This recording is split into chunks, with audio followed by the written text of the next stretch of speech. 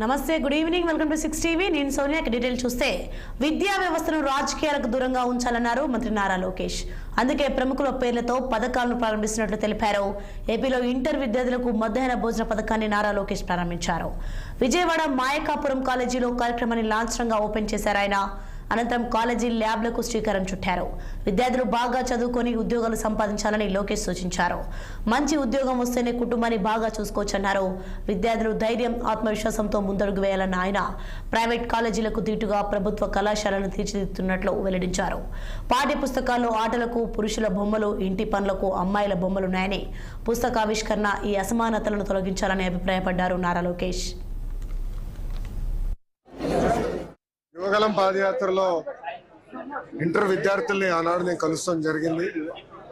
కలిసినప్పుడు వాళ్ళు పదే పదే మా తల్లిదండ్రులు మమ్మల్ని ప్రైవేట్ కాలేజీలకి పంపించలేకపోతున్నారు, అందుకే ప్రభుత్వ జూనియర్ కళాశాలలో మేము చేరుతున్నాము, మాకు కూడా ప్రైవేట్ రంగానికి ధీటుగా మాకు కరికులం కానివ్వండి, టెస్టులు కానివ్వండి అన్ని మెరుగుపరచండి అని ఆనాడు నేను కోరటం జరిగింది. దాంట్లో భాగంగా మన ప్రభుత్వం ఏర్పడిన వెంటనే జూనియర్ కళాశాలలో ఉచితంగా టెక్స్ట్ బుక్స్ మనం అందజేస్తాం జరిగింది. ఇప్పుడు ప్రధానంగా మధ్యాహ్న భోజనం కూడా మన పిల్లలకి మన ప్రభుత్వం అందజేస్తాం జరుగుతుంది.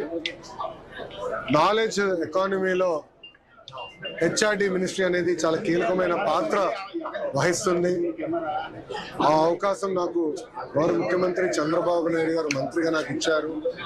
ఒక బాధ్యతగా మేము వ్యవహరిస్తున్నాం. కేజీ నుంచి పీజీ వరకు విద్యను ఎట్లా బలోపేతం చేయాలి, కొత్త సంస్కరణ ఎట్లా తీసుకురావాలి, ఇతర రాష్ట్రాల్లో ఇతర దేశాల్లో ఎలాంటి కరికులం పాటిస్తున్నారో దాన్ని ఎట్లా చేయాలి దాంతో కూడా అనేక చర్చలు జరిగినాయి. అదేవిధంగా యూనియన్లతో కూడా మేము మీటింగ్లు పెట్టుకుంటాం జరుగుతుంది.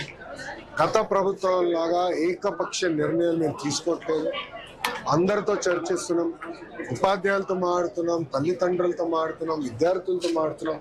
వాళ్ళకి ఏం కావాలో తెలుసుకున్న తర్వాతనే నిర్ణయాలు తీసుకుంటాం జరుగుతుంది.